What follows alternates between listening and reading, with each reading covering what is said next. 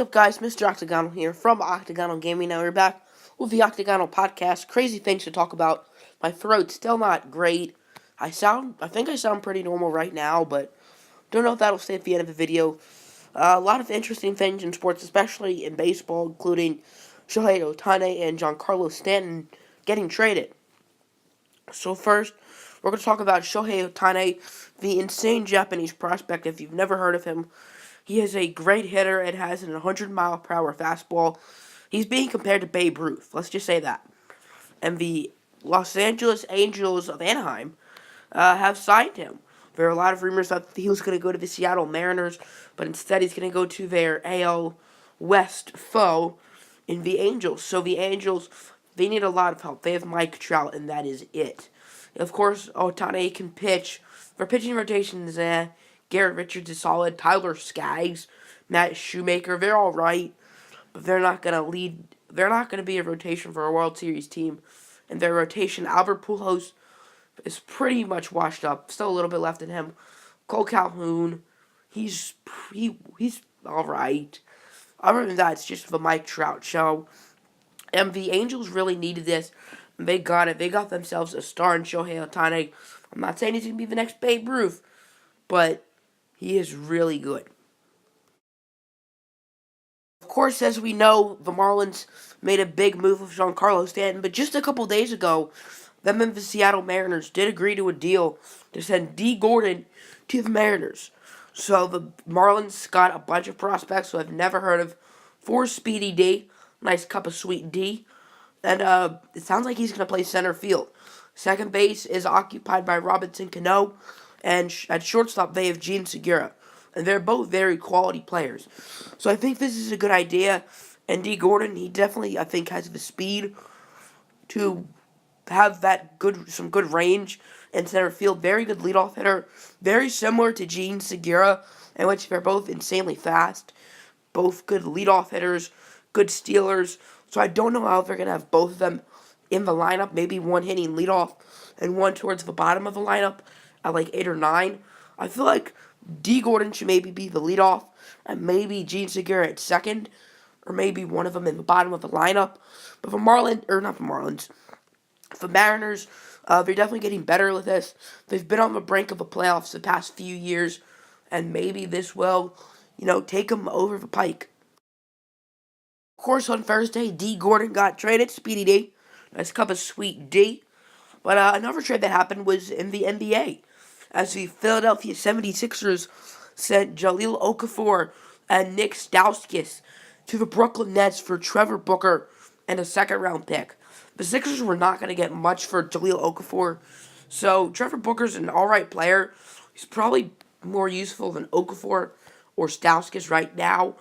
And Nick Stauskas, or I like to call him Brick, because he's terrible. The Nets, maybe he'll play, but he is really bad. But Jahlil Okafor is an extremely talented player. He put up 17 points as a rookie, but last year he did worse. And this year he's not even really playing. So let's see if he can resurrect his career with the Nets. He's a very talented player.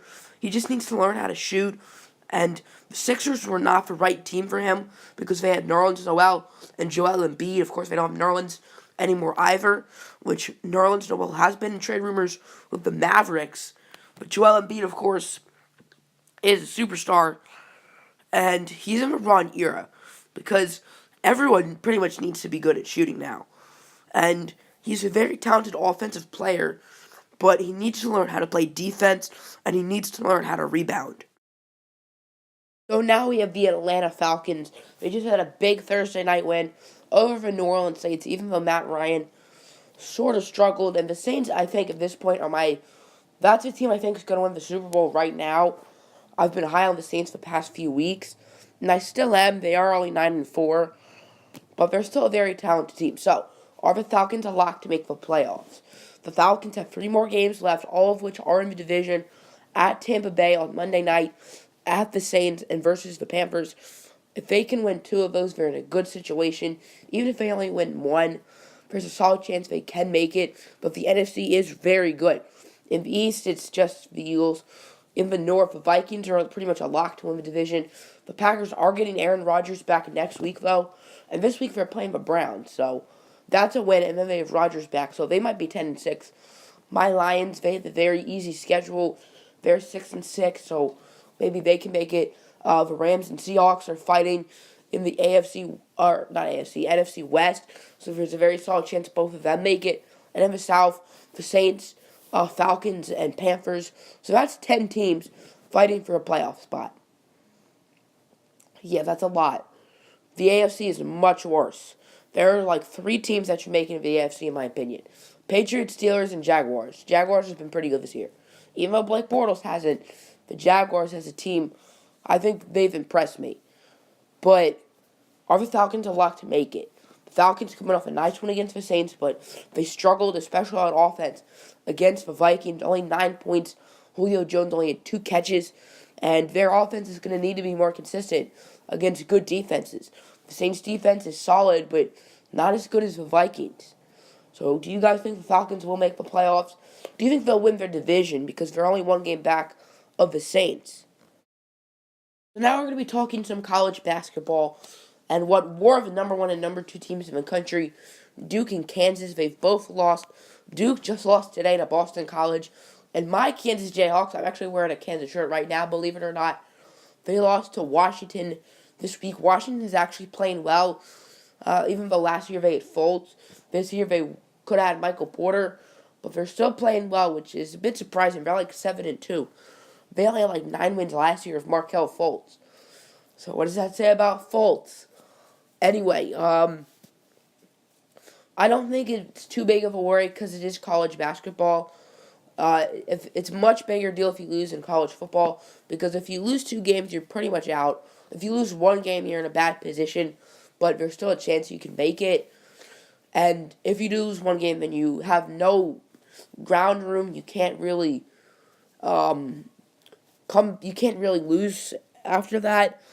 And meanwhile, in college basketball, you don't normally see undefeated teams. Last year, Gonzaga was in the regular season. Or no, they weren't. They lost 1 game. A couple years ago, Wichita State was. They lost in the second round. So it's not that big of a deal, the record in college basketball, as is in like college football. Last but not least, the Miami Marlins have traded Giancarlo Stanton to the New York Yankees for Starlin Castro and a bunch of completely random prospects. So I find it funny that Derek Jeter, the new Marlins owner, is making the Yankees better. Of course, Derek Jeter was a great player for the Yankees for almost 2 decades, and now he's the Marlins owner, and now he's making the Yankees better by giving them the reigning NL MVP and Giancarlo Stanton, who in his first really healthy year, because Giancarlo Stanton has had injury issues, but this year he stayed healthy and he was insane. Over 280 batting average, 59 home runs as well. So Giancarlo Stanton can certainly hit the ball. And the Yankees, of course, a team known for their hitting. They're the Bronx Bombers for a reason. Aaron Judge, their stud rookie, just had 50 home runs this past year. So now Stanton and Aaron Judge, the 2 biggest sluggers last year, are teammates. Kind of funny. I'm lost. But the Yankees, they're getting an absolute stud in Giancarlo Stanton. The only problem is Giancarlo Stanton's on a 10-year contract worth about $300 million. So they're locked up to him. But they're the Yankees. They have plenty of money. It also sounds like they're not going to get Bryce Harper anymore, because Bryce Harper is a free agent this offseason. Or next offseason. There were a lot of rumors of him going there. Now it seems like the Cubs are the lead runner. And the Cubs are big winners of this trade because it's more likely that they get Bryce Harper next offseason. So now the Marlins. Did the Marlins get robbed? Yes, they did. They lost probably the best player in baseball this past year. You could argue probably Altuve, because Altuve won a ring.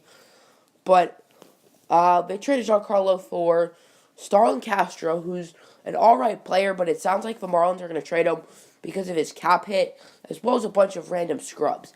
I would have at least liked to see the Marlins get Gleyber Torres, who's one of the best young prospects in the major leagues, but the Yankees were able to hold on to him with getting Stanton, which I think the Marlins did get finessed. However, of course, the Marlins do not have to worry about this 10-year contract anymore, so that's better. There are also many rumors that they may trade Christian Yelich and Marcell Ozuna, who are both stud outfielders. And since they've traded D and Giancarlo, I would only expect them to trade Yelich and Stanton. Or not Yelich and Stanton, Yelich and Ozuna. So what do you guys think of all these in the comments below? My throat really does not want to talk anymore. So that's it for me. I'm out. Peace.